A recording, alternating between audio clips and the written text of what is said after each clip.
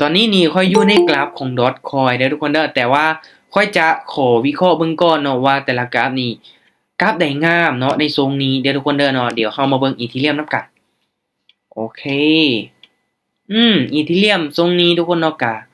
บ่ค่อยปานใดเนาะเป็นแท่งๆน้อยที่ว่าใหญ่แบบนี้เนาะเดี๋ยวเบิ่งบิตคอยน์เนาะเบิ่งบิตคอยน์ก่อนว่าบิตคอยน์จะงามบ่เนาะโอเคบิตคอยน์ก็คล้ายๆกันทุกคนเนาะคล้ายๆกันอยู่เด้อเนาะเดี๋ยวค่อยจะขอรีเฟรชบ้านหนึ่งเนาะมันค่อนข้างที่จะซ่าทุกคนเนาะโอเคมาถามว่ากราฟมันอยู่ในลักษณะรูปแบบนี้เดี๋ยวทุกคนเด้อเนาะมันก็คล้ายๆกันอยู่เนาะแต่ว่ารอบนี้เนาะทุกคนเนาะรอบนี้เด้อเนาะตามที่สังเกตเบิ่งเนาะทองคำกะประมาณนี้ทุกคนเนาะค่อนข้างที่จะนิ่งเนาะนิ่งแล้วก็มีการเปลี่ยนแปลงเนาะเทขายแห้งในตอนท้ายทุกคนเนาะเห็นบ่ช่วงหลังๆมาเนาะทองคำมันจะเป็นลักษณะแบบนี้ทุกคนเนาะโอเคทุกคนเนาะรอบนี้นะรอบนี้นี่เดี๋ยวค่อยจะเทรดกราฟของดอทคอย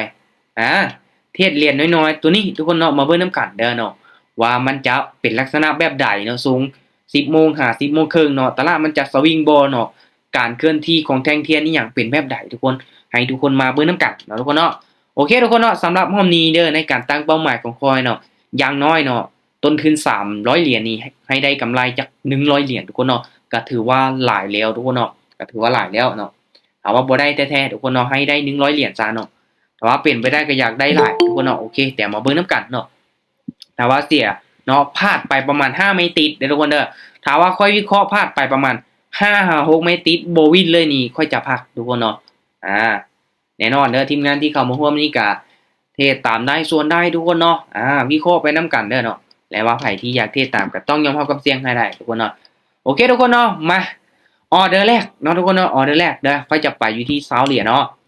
โอเคทุกคนเนาะถ้าว่ามันยังเป็นแนวโน้มขาขึ้นแบบนี้เด้อออเดอร์แรกค่อยตามซื้อเลยออเดอร์แรกค่อยตามซื้อเลยเนาะ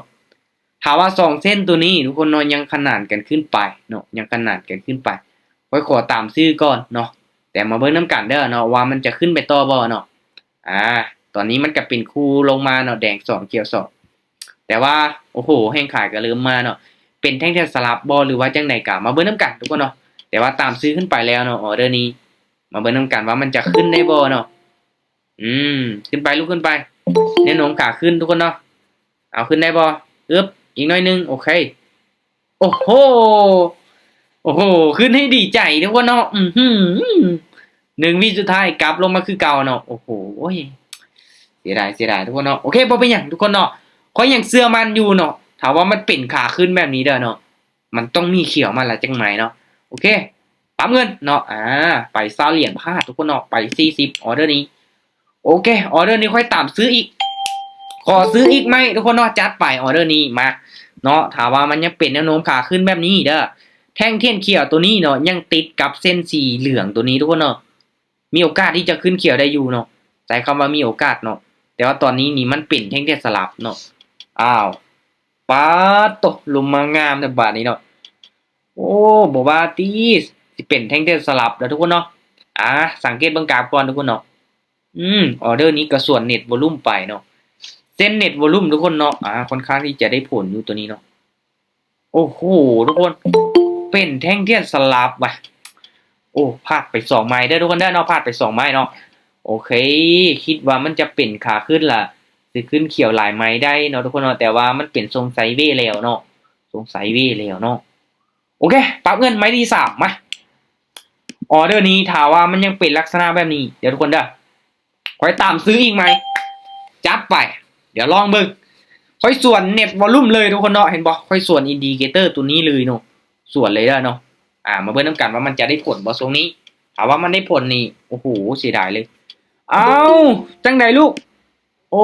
บ่ขึ้นเว้ยไปติเนาะปกติแล้วทุกคนเนาะถามว่าเป็นขาขึ้นมันต้องมีเขียวมาจัก2ไม้ติดกันแล้วเนาะเอาขึ้นไปลูกขึ้นไปโอ้โหทุกคนเอาไม้ที่3ของเฮาแล้วได้นี่อุ้ยทุกคนเอาบวกขึ้นว่ะตามซื้อไป3ไม้โบวินทุกคนเนาะโอ้พลาดไปโอ้บ่ได้มาทุกคนเนาะไม้ดีซี่นี่ต้องเบิ่งก่อนเนาะมันเป็นแท่งเทียนสลับทุกคนเนาะมันเป็นแท่งเทียนสลับเด้อเนาะยอมรับว่าเป็นแท่งเทียนสลับเนาะโอเค บ่ได้ตี้เนาะเปิดฉากมา3ไม้ทำอิดบ่วินเนาะเบิ่งก่อนทุกคนเนาะก็ยังจับจุดตลาดบ่ได้เทื่อเนาะส่วนเน็ตวอลลุ่มไปแต่ว่าเน็ตวอลลุ่มมันได้ผลทุกไม้เลยเนาะโอเคทุกคนไม้นี้โอเคขายเด้อจัดไปขายเลยไม้นี้มาบ่ส่วนมาละตามทุกคนเนาะตามเน็ตวอลลุ่มนี้เลยเด้อไปอเอ็นเลยเลยไม้ทีซีเนาะเลยถามว่าโบวินนี่กะไปนอนมามั่นใจทุกคนเนาะไม้นี้ใจจัดไปเนาะถามว่าขึ้นไปเขียวได้ค่อยก็ย่อมแหละค่อยส่วนเน็ตวอลลุ่มทุกคนเนาะค่อยบ่คิดว่ามันสิได้ผลขนาดนี้เนาะเป็นแท่งเทียนสลับมาหลายไหมอีหลีทุกคนเนาะเวียนแล้วโอ้โหจนเท้าเฮาได้ตามมันทุกคนเนาะจนได้ตามเนาะแท่งเทียนสลับเนาะทุกคนเนาะทุกคนสังเกตเบิ่งทรงนี้เด้อเห็นบ่แดงเขียวแดงเขียวแดงเขียวค่อยตามซื้อคิดว่ามันจะขึ้นไปเป็น2เขียวได้ทุกคนเนาะบ่ได้เด้อเห็นบ่มันเข้ากับเทคนิคเน็ตวอลลุ่มของคอยเลยเนาะแต่ว่าคอยบ่ได้นำใส่ซื่อๆทุกคนเนาะโอเคปรับเงินไปต่อมาออเดอร์นี้ทุกคนซื้อเลยบาทนี้เนาะเดี๋ยวลองตามเน็ตวอลลุ่มไปได้ทุกคนเด้อเนาะทุกคนสังเกตเบิ่งเด็กอินดิเคเตอร์ตัวนี้เด้อถ้าว่าเส้นมันสีลงเนาะค่อยจะตามซื้อขึ้นไปถ้าว่าเส้นมันสีขึ้นเขาจะกดขายลงมาเนาะถ้าว่ามันเป็นเท่งๆสลับแบบนี้มันจะได้ผลเนาะเอาจังไดบาทนี้สิสลับขึ้นไปได้บ่ลูกจังซั่นล่ะบ่โอ้โหทุกคนแสดงว่ามันได้ผลหลายไม้เด้เนาะเน็ตวอลลุ่มนี่มันได้ผลหลายไม้เนาะแต่ว่าค่อยส่วนมันซื่อๆทุกคนเนาะสังเกตเบิ่งเลยเนาะโอ้โหถ้าว่าไม้นี้วินนี่บอกเลยเนาะโอ้โหทุกคนเนาะเห็นบ่เขานับเบิ่งย้อนหลังเด้อไม้นี้ก็ได้ผลเนาะไม้นี้ได้ผลไม้นี้ก็ได้ผลเนาะโอ้ประมาณ5ไม้ติดนี่ยังต่ำทุกคนเนาะสำหรับการวิเคราะห์ตามเน็ตวอลลุ่มตัวนี้เด้อมันจะใส่ได้ทรงไซเวย์แบบนี้แหละทุกคนเนาะทรงที่มันเป็นแท่งเทียนสลับเนาะเห็นบ่มันส่วนกับสีของแท่งเทียนแบบนี้มาทุกคนเนาะเดี๋ยวค่อยจะนำไซส์เน็ตวอลลุ่มเลยในทรงนี้เด้อว่าจะสามารถสร้างกำไร100เหรียญได้บ่ออเดอร์นี้ตามซื้อเลยสังเกตเบิ่งทุกคนเส้นเน็ตวอลลุ่ม4ลงเนาะตามซื้อเลยเนาะมาเบิ่งนำกันว่ามันจะได้ผลบ่หรือว่ามันจะพลาดอยู่ได้ไหมที่เท่าไหร่เนาะโอเคมาลุ้นเบิ่งนำกันหลายเทคนิคก็ต้องได้นำไซส์ให้มันถึกทรวงของกราฟทุกคนเนาะมีหลายเทคนิคเนาะแต่ว่าเฮาเลือกเทคนิคมานำไซส์บ่ถึกกับกราฟเนาะในทรงนั้นก็เฮ็ดให้เฮานี่ติลบไปเนาะเฮ็ดให้เสียไปทุกคนเนาะแน่นอนทุกคนเนาะถ้าเฮาสังเกตเบิ่งจากเทคนิคเนาะ2เส้น moving average double ตัวนี้นี่แน่นอนเนาะค่อยต้องซื้อแหละเนาะในเมื่อเส้นมันขนาดเกิดขึ้นไปเฮาต้องซื้อเนาะแต่ว่าหยังทุกคนเนาะมันบ่ได้ผลในทรงนี้เพราะว่ามันเป็นเทคนิคสลับเด้มันบ่เป็นเทรนงามๆคือทรงหลังๆนี้บ่สำหรับ2เส้น moving average double ตัวนี้ทุกคนเด้อแต่ว่าทรงนี้ net volume ได้ผลทุกคนเนาะโอ้โหตั้งแต่ค่อยเข้าออเดอร์ไปได้ผลทุกไม้เนาะเป็นเทคนิคสลับเนาะโอเคไปอีกออเดอร์นี้โอเคทุกคนเส้น net volume สีลงเนาะซื้อเลยจัดไปจัดไปเนาะมาเบิ่งนำกันเด้อเนาะว่ามันจะวินจังไหมติดทุกคนเนาะจะเป็นจังไดเนาะโอ้ถ้าว่าค่อยตามมันก่อนหน้านี้นี่บอกเลยเนาะได้ประมาณ5ไม่ติดแล้วเนาะแต่ว่าตามเน็ตวอลลุ่มไปแต่ว่าพลาด3ไม้ทำอิดทุกคนเนาะไม้นี้โอ้น่าจะพลาดละตี้เนาะไม้นี้เนาะเบิ่งทรงนี้น่าจะเสียแล้วทุกคนเนาะเพราะว่าหยังเนาะโอ้โหจุดที่เส้นตัวนี้ตัดลงมานี่มีโอกาสที่จะลงมาแดงเลยแหละทุกคนเนาะเห็นบอกมันพักโต2เขียวแล้วเนาะออเดอร์นี้บ่ได้ทุกคนเนาะออเดอร์นี้จังได๋ก็ขึ้นบ่ได้เนาะตามที่สังเกตเบิ่งแนวโน้มของมันเห็นบ่มันพักโตเขียวมา2เนาะแถมเป็นแท่งแดงน้อยๆแบบนี้อีกเนาะอาจจะเป็นเทรนขาลงงามๆแล้วเนาะบาดนี้เนาะโอเคทุกคนเนาะมาจังได๋ค่อยก็ขอตามเน็ตวอลลุ่มไปก่อนเด้อเนาะตามอินดิเคเตอร์ตัวนี้ทุกคนเนาะโอเคปรับเงินมาออเดอร์นี้นี่ค่อนข้างที่จะก้ำกึ่งอยู่เนาะโอเคทุกคนเนาะออเดอร์นี้เด้อโอเคซื้อเด้อออเดอร์นี้ตามซื้อเด้อออเดอร์นี้บ่ค่อยงามเด้อทุกคนเด้อเนาะบ่ค่อยงามเด้อเห็นบ่ทุกคนสังเกตเบิ่งเด้อเนาะเส้นมันแบบงอขึ้นนะมันยังอยู่ต่ำทุกคนเนาะมันยังอยู่ต่ำเด้อเนาะมันลงมาต่ำเนาะก็เลยตามซื้อเด้อโอเคมามาลุ้นมาทำกันว่ามันจะพักโตบ่เนาะ3แท่งเทียนแดงของเฮาเนาะส่วนหลายแล้วมันลงมา3แท่งเทียนแดงมันต้องพักโตเขียวนึงทุกคนเนาะก่อนที่ว่ามันจะลงต่อเนาะมันต้องพักโตก่อนเนาะมันต้องพักโตก่อนเนาะโอเคสวยงามหลายทุกคนเนาะโอ้โหเมนค่อยไซส์เน็ตวอลลุ่มตั้งแต่ทำอินนี่บอกเลยเนาะกำไรงามๆนี่แหละเนาะแต่ว่าบ่เป็นหยังเนาะเฮาก็บ่พลาดเกิน4ไม้เนาะเพราะว่าต้นทุนของเฮานี่ได้บริหารมาแล้วว่าจะบ่พลาดเกิน4ไม้ติดทุกคนเนาะ ถึงแม้ว่าจะพลาด3ก็อย่ามันเนาะวินไมที่4ก็มีกำไรเนาะโอเคทุกคนเนาะกำไรมา100แล้วเด้เนาะต้นทุน300ตัวนี้400ไปละโอเคออเดอร์นี้ทุกคนเนาะตามซื้อนะเอาออเดอร์นี้ก็ตามเน็ตวอลลุ่มไปทุกคนเนาะเส้นเน็ตวอลลุ่มตัวนี้เนาะเส้นมันสีลงมาเนาะถ้าว่ามันเป็นแท่งแดงสลับเด้อมันจะได้ผลเด้อแต่ทรงนี้ทุกคนเนาะถามว่ามีความเสี่ยงสูงบ่โอ้โหค่อนข้างที่จะสูงเลยเนาะถ้าเฮามาใส่ในทรงที่2เส้นตัวนี้เนาะมันขนานกันลงมามันเป็นเทรนขาลงนี่บอกเลยทุกคนมีโอกาสที่จะพลาดเลยแหละเนาะเห็นบ่ถ้าว่ามันออกตามสีมันออกเป็นเทรนแบบนี้เด้อเนาะขอเพียงแต่ให้มันสลับไซด์เวย์นี่โอ้ยได้ผลทุกคนเนาะโอ้ยน่าจะพลาดออเดอร์นี้เนาะน่าจะพลาดไปทุกคนเนาะโอเคนี่แหละเนาะทุกคนเนาะสำหรับอินดิเคเตอร์ตัวนี้เด้อเนาะมันก็มีจุดแข็งที่ว่าเทศเนาะนำไซด์ได้ผลในทรงไซด์เวย์เนาะและมักที่จะพลาดในทรงที่มันเป็นเทรนแบบนี้เด้อทุกคนเด้อสำหรับเน็ตวอลลุ่มตัวนี้เด้อลองเอาไปฝึกฝนลองเอาไปนำไซด์เบิ่งเด้อเน้นเรื่องการบริหารเงินเป็นนำเด้อโอเคปรับเงิน40ออเดอร์นี้ทุกคนเนาะสังเกตมึงเด้อเส้นเน็ตวอลลุ่มสีขึ้นเนาะสีลงเนาะสีลงซื้อเด้อถ้าว่ามันสีลงนี่ซื้อเด้อเนาะถ้าว่ามันสีลงมานี่เฮาซื้อเนาะโอ้โหมันแวบลงมาตอนท้ายทุกคนเนาะมันแวบลงมาตอนท้ายเนาะมาเบิ่งนำกันว่ามันจะได้ผลบ่ในกรณีที่มันเปลี่ยนตอนท้ายทุกคนเนาะมามันจะได้ผลบ่เนาะหรือว่ามันจะพลาดไปทุกคนเนาะโอ้มาลุ้นเบิ่งนำกันเด้อทุกคนเด้อเนาะว่าถ้าเฮาออกก่อนเมื่อกี้นี่ต้องกดขายแล้วล่ะเนาะแต่ว่าตอน4วิสุดท้ายเนาะมันดีดลงมาทุกคนเนาะเหมือนตัดสินใจขายแล้วก็ดีเนาะโอ้ยเสียดายทุกคนเนาะโอเคบ่เป็นหยังเนาะตอนนี้นี่บอกเลยเนาะว่าเป็นเทรนขาลงงามๆเนาะทรงนี้นี่เฮาต้องได้เปลี่ยนเทคนิคถ้าว่าเปลี่ยนไปได้ทุกคนเนาะถ้าว่าเปลี่ยนไปได้นะเนาะเน็ตวอลลุ่มโอเคทุกคนเนาะค่อยการจะสังเกตเบิ่งจาก2เส้นตัวนี้นำเนาะแล้วก็เบิ่งจากการเคลื่อนที่ของแท่งเทียนมาพลาดไป2ไม้แล้วเนาะโอเคโอเคโอเคทุกคนออเดอร์นี้ซื้อนะซื้ออีกไม้เนาะลองส่วนเทรนอีกไม้หนึ่งเนาะลองส่วนเทรนอีกไม้หนึ่งเนาะเพราะว่าอย่างเนาะออเดอร์นี้เนาะทุกคนเนาะตามที่สังเกตเบื้องนี้แดงนี่มันลงมาฮอด5ไม่ติดแล้วเนาะและเน็ตวอลลุ่มก็ซีลงมาหน่อยนึงเนาะเน็ตวอลลุ่มซีลงมาหน่อยนึงแถมมันห่างออกจาก2เส้นตัวนี้ทุกคนเนาะถ้าว่ามันห่างออกนี่แน่นอนเนาะมันจะกลับขึ้นไปเนาะโอเคมันต้องพักตัวเขียวให้เฮาละออเดอร์นี้จังใดก็ต้องเขียวเนาะจังใดก็ต้องเขียวละออเดอร์นี้พักตัวเนาะแดงโอเคสวยงามโอเคได้อยู่ทุกคนเนาะส่วนหลายทุกคนสังเกตเห็นบ่เนาะค่อยจะมักตามซื้อเนาะตามซื้อพลาดไปเนาะเห็นบ่ช่วงหลังๆจะมักตามซื้อเนาะในทรงนี้เนาะทุกคนเนาะโอเคแต่ว่าค่อยจะสังเกตเบิ่งแห้งเนาะแห้งการเคลื่อนที่ของแท่งเทียนไปนำเนาะโอเคแต่ว่าบ่เป็นหยังเขาก็ตามเน็ตวอลลุ่มไปเนาะโอเคปรับเงินเด้อออเดอร์นี้ทุกคนเนาะมาขึ้นไปละซื้อเด้อเดี๋ยวลองส่วนเน็ตวอลลุ่มเลยออเดอร์นี้ซื้อขึ้นไปมาเบิ่งนำกันทุกคนเด้อออเดอร์นี้ค่อยส่วนมันเนาะเพราะว่าตอนท้ายเนาะมันมีการเปลี่ยนแปลงทุกคนเนาะออเดอร์นี้นี่แห้งซื้อนี่เนาะทุกคนเนาะเข้ามาในตอนท้ายเด้อทุกคนสังเกตเห็นว่าแท่งเทียนเขียวตัวนี้เนาะมันมีการเคลื่อนที่ขึ้นไปเรื่อยๆเนาะในตอนท้ายเด้อเนาะผมบอกว่าแห้งซื้อกำลังเข้ามาเนาะโอเคมาออเดอร์นี้มันต้อง3เขียวได้มันต้อง3เขียวได้เฮาเชื่อมั่นอยู่เนาะว่ามันต้อง3เขียวได้โอเคสบายดีที่เมื่อได้เข้ามาเด้อสบายดีทุกคนโอเคจัดไปทุกคนเนาะถือว่าวินไปเนาะเบิ่งการเคลื่อนที่ของแท่งเทียนไปนำทุกคนถามว่าตอนท้ายเนาะตอนประมาณ 2-3 วิมันยังเคลื่อนที่ขึ้นไปเรื่อยๆเนาะให้เฮาตามเนาะให้เฮาตามอย่าสวนมันทุกคนเนาะ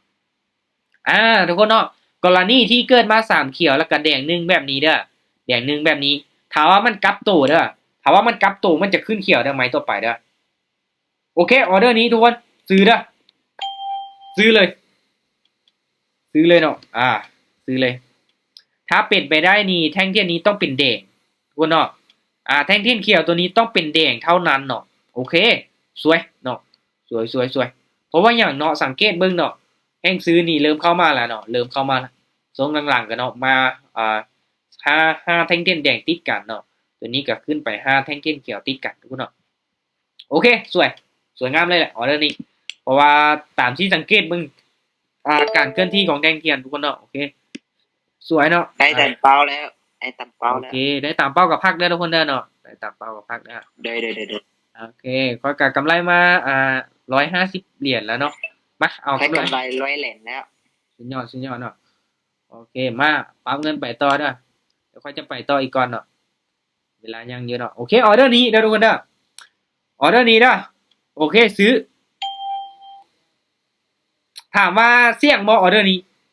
เสี่ยงอยู่ทุกคนเนาะถ้าว่ามันเป็น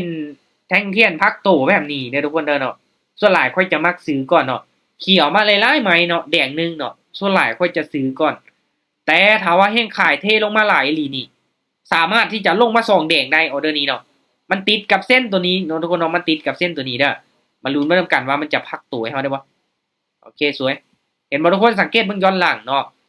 ตัวนี้ขึ้นไปเห็นบ่พักตัวแดงนึงจะขึ้นเขียวต่อ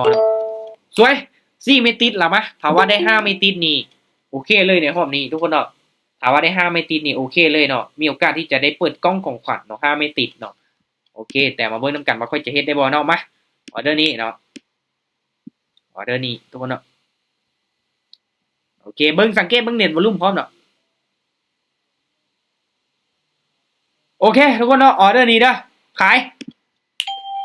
มาลุ้นเบิ่งนำกันว่าจะได้5ไม่ติดบ่ออเดอร์นี้ขายทุกคนเนาะขายเด้อมาลุ้นเบิ่งนำกันเนาะค่อนข้างที่จะเสี่ยงอยู่เด้อเนาะค่อนข้างที่จะเสี่ยงอยู่เนาะเพราะว่าอย่างคือขายเนาะส่วนหลายแล้วทุกคนเนาะโอ้โหออเดอร์นี้ถ้าว่า2เส้นตัวนี้ยังขนานกันทุกคนเนาะออเดอร์นี้ก็โอ้โหคือบ่ตามซื้อวะทุกคนเนาะโอ้ยตามเน็ตบ่รู้มาลงมาได้บ่ลูกลงมาได้บ่หาไม่ติดโอ้ยทุกคนเนาะบ่ได้เปิดกล้องของขวัญซับโอ้ออเดอร์นี้ค่อยส่วนเน็ตวอลลุ่มไปเด้อทุกคนเด้อเนาะค่อยส่วนเน็ตวอลลุ่มไปเนาะส่วนตัวนี้เนาะเห็นบ่มันเส้นมันสีลงมาเนาะแทนที่ค่อยจะซื้อขึ้นไปแต่ว่าค่อยเลือกขายส่วนหลายแล้วทุกคนเนาะถ้าว่ามันขึ้นมาเนาะมันแดงนึงแล้วก็มัน2แดงแบบนี้มันจะพักตัวลงมาแดงก่อนเนาะส่วนหลายเนาะแต่ว่ามื้อนี้มันบ่เป็นนะส่วนหลายโอเคคูณกันไปต่อออเดอร์นี้ทุกคนเนาะถ้าว่าเฮาตามเน็ตวอลลุ่มเด้อเฮาจะตามซื้อเด้อแต่ว่าค่อยจะขายเอิ้นสาแน่เด้อออเดอร์นี้เอิ้นสาแน่เนาะเอิ้นสาแน่เพราะว่ามันเสี่ยงแน่นะเนาะถ้าว่าเอิ้นไว้ทุกคนจะออกนำเนาะยังบ่มั่นใจปานใดออเดอร์นี้ยังบ่มั่นใจปานเห็นบ่ทุกคนยังบ่มั่นใจปานใดเนาะโอ้โหขึ้นเขียวงามๆเลยเนาะเขียวงามเลยโอเคบ่เป็นหยังเนาะบ่เป็นหยังค่อยส่วนเน็ตวอลลุ่มไปเด้อทุกคนเด้อสังเกตเบิ่งเลยเนาะส่วนเน็ตวอลลุ่มไปโอ้โหขึ้นงามเลยโอ้โหเป็นเทียนขาขึ้นเนาะโอ้โหเป็นตามซื้อขึ้นไปทุกไม้นี่ได้เปิดกล้องของขวัญแล้วทุกคนเนาะโอ้โหงามเลยทุกคนงามเลยเห็นบ่ทุกคนเนาะทุกคนสังเกตเมื่อการออกออเดอร์ค่อยเนาะช่วงหลังๆค่อยซื้อมาซื้อมาวินเนาะเห็นบ่มาขาย2ไม้เนาะพลาดเลยเนาะโอ้โหขาขึ้นงามๆทุกคนเนาะโคตรงามเลยเนาะโคตรงามเลยโอเคทุกคนเนาะมาออเดอร์นี้ทุกคนเนาะสังเกตเบิ่งเด้อเน็ตวอลลุ่มนี่สีขึ้นแล้วเด้อเนาะออเดอร์นี้ขายเด้อขายไปไม้ที่3มาเบิ่งนำกันเด้อว่ามันจะพักตัวได้บ่ออเดอร์นี้เนาะมาเบิ่งนำกันว่ามันจะพักตัวแดงบ่มันขึ้นเขียวมา1 2 3 4 5 6เขียว6ไม้ติดทุกคนเนาะมาเบิ่งนำกันว่ามันจะพักตัวแดงบ่เนาะเพราะว่าเน็ตวอลลุ่มก็สีขึ้นไปแล้วเนาะเอาถามว่าบ่พักตัวออเดอร์นี้ก็ยอมคือกันได้เนาะจังได๋ลูกโอ้โหลงมาพักตัวแดงก่อนได้บ่ออเดอร์นี้โอ้ยยังบ่ได้ว่ะลงมาอีกโอ้โหทุกคนเนาะนี่แหละเนาะข้อเสียของการที่ว่าเฮาโอ้โหบ่พักตัวทุกคนเนาะแม่นตามซื้อขึ้นไปนี่โอ้โหกำไรงามๆเลยปะเสียดายเว้ยทุกคนเนาะโอ้ยเสียดายบ่พักตัวเทื่อเนาะทุกคนเนาะยังบ่พักตัวเทื่อเด้อเนาะอื้อฮือโอ้ยทุกคนเนาะโอเคทุกคนไหมนี่ผ่านก่อนเด้อผ่านก่อนนี่ขึ้นเขียวอีกเนาะเดี๋ยวเบิ่งเด้อเนาะว่ามันจะลงแดงไหมที่เท่าไหร่เนาะตอนนี้นี่ยังจับจุดบ่ได้เนาะเพราะว่าอย่างทุกคนถ้าว่าเส้นสีเหลืองตัวนี้ตัดขึ้นไปเด้อค่อยจะตามซื้อเนาะแต่ว่าทรงที่ค่อยตามขายกว่าหน้าหันค่อยคิดว่ามันยังบ่ตัดกันเนาะออเดอร์นี้ขายเห็นบอกค่อยขายแต่ไม้นี้เนาะขายแต่ไม้นี้บ่ลงมาเนาะ3ไม้โอ้โหเห็นบ่ทุกคนจุดที่เส้นตัวนี้ตัดกันขึ้นไปนี่บอกเลยเนาะตามซื้อนี่บอกเลยกำไรงามๆเนาะป้าเขียวบักงามๆเนาะโอ้โหทุกคนเนาะมาทุกคนเนาะไม้ที่4เนาะคูณเงินขึ้นไปเนาะต้องไป16020 40 80เนาะ โอเคออเดอร์นี้ทุกคนเนาะมาออเดอร์พักโตของเฮาออเดอร์พักโตของเฮาเนาะออเดอร์นี้เด้อทุกคนเด้อโอเคซื้อเลยออเดอร์นี้ซื้อเป็นเทรนขาขึ้นเนาะมันพักโตแดงนึงมันต้องขึ้นเขียวต่อมาออเดอร์นี้ออเดอร์พักโตของเฮาเอารอท่ามาโดดละมาถามว่าอยากซื้อขึ้นไปต่อนี่ต้องออเดอร์นี้แหละทุกคนเนาะถามว่ามันเป็นเขียวแน่นอนเนาะเป็นออเดอร์พักโตแดงนึงแบบนี้ทุกคนเนาะการันตีเลยเนาะจังได้ก็วินนะออเดอร์นี้เนาะบอกเลยมั่นใจสุดอะถามว่าโบวินนี่บอกเลยทุกคนเนาะปิดไม่เต้งเลยเนาะออเดอร์นี้จังได้ก็วินทุกคนเนาะเบิ่งเลยเนาะมั่นใจแฮงขนาดเห็นบ่โอ้โหสุดจัดไม้นี้ทุกคนเนาะเห็นบ่ไปรัวๆเลยเนาะไม้นี้สุดยอดเนาะกำไรมานี่โอ้โห200 กับ44เหรียญเนาะคิดอยากออินอยู่เนาะเมื่อกี้นี้เนาะแต่ว่ายันทุกคนออินตามทุกคนเนาะไม้นี้นี่บอกเลยทุกคนเนาะไม้พักโตแดงนึงนี่ตั้งแต่กะเขียวเนาะประสบการณ์ล้วนๆทุกคนเนาะประสบการณ์ล้วนๆไม้นี้เนาะบอกเลยเนาะมันเป็นออเดอร์พักโตเนาะที่ค่อยได้อธิบายไปทุกคนเนาะเห็นบ่คือมันมาแดงนึงเนาะตั้งแต่ก็ขึ้นเขียวเนาะตั้งแต่ก็ขึ้นเขียวแน่นอนทุกคนมั่นใจอยู่สังเกตเบิ่ง2เส้นตัวนี้ขนาดจะขึ้นไปอีกเนาะสุดจัดเลยทุกคนเนาะกำไรงามๆเนาะ500ปลายเนาะกำไรค่อยมื้อนี้500ปลายเบาๆทุกคนเนาะโอเคพอละเนาะสำหรับมื้อนี้ทุกคนเนาะสำหรับรอบนี้เด้อเนาะก็ถือว่าได้กำไรเนาะหลักๆแล้วก็ถ้าว่าเฮาเทศตามแผนเนาะเทศด้วยการวิเคราะห์จากเทคนิคจากความรู้ที่เฮามั่นใจแท้ๆเนี่ยจังได๋ก็มีโอกาสที่จะสร้างกำไรได้ทุกคนเนาะถ้าว่าเทศแบบเดามั่วซั่วนี่บอกเลยเนาะมีเงินส่ำใดก็เบิดทุกคนเนาะทางงานนี้แหละเนาะหลักการในการศึกษาเนาะการเรียนรู้นี่เป็นสิ่งสำคัญทุกคนเนาะเป็นสิ่งสำคัญหลายโอเคขอบใจอาจารย์โอเคยินดีทุกคนเนาะในการที่ทุกคนเข้ามาร่วมมีตติ้งเนาะก็แน่นอนทุกๆออร์เดอร์เนาะที่ค่อยได้ออกไปค่อยพยายามอธิบายเนาะไม้ใดที่มันเสียย้อนหยังเนาะไม้ที่มันวินย้อนหยังเนาะอันนี้ครับต้องจื้อทุกคนเนาะหลายๆคนนึงฝึกเทรดเงินเดโมเนาะเป็นการฝึกฝนเป็นการฝึกซ้อมอีหยังกันบ่จื้อซ้ำทุกคนเนาะวินบ่ฮู้ซ้ำว่าวินย้อนหยังเสียบ่ฮู้ซ้ำว่าเสียย้อนหยังทุกคนเนาะเราต้องรู้จักสาเหตุทุกคนเนาะสาเหตุที่ว่าเสียย้อนหยังทุกคนเนาะน้องชนะ5ไม่ติดอาจารย์ได้10เหรียญโอ้สุดยอดเนาะโอ้ถ้าว่าค่อยตามซื้อนี่โอ้โหได้หลายไม่ติดได้เห็นบ่เป็นขาขึ้นจังซี่ทุกคนเนาะเราพยายามที่จะตามซื้อถือว่าเป็นการดีทุกคนเนาะถ้าว่าใจฮ้อนที่จะตามขายเนาะเขาก็ได้เฮ็ดให้เบิ่งแล้วเนาะขายไป3ไม้เนาะขาดเบิดทุกคนเนาะเห็นบ่ถ้าว่าจุดนี้เนาะจุดที่โอเคมันก้งๆลงมานี่ขายได้ทุกคนเนาะโอเคสำหรับวันนี้ทุกคนเนาะถามว่าบ่มีหยังแล้วเนาะก็สำหรับมื้อนี้ก็ถือว่าขอบใจทุกคนที่เข้ามาร่วมทุกคนเนาะให้ทุกคนตั้งใจศึกษาดีๆเนาะทุกๆการลงทุนมันก็มีความเสี่ยงเนาะ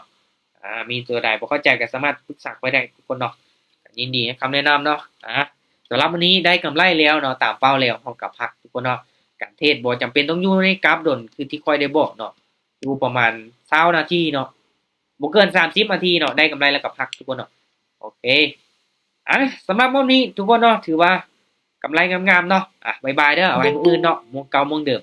เข้ามาร่วมฝึกเทรดเข้ามาร่วมฝึกฝนนำกันใหม่เด้อโอเคบ๊ายบายทุกคนบ๊ายบาย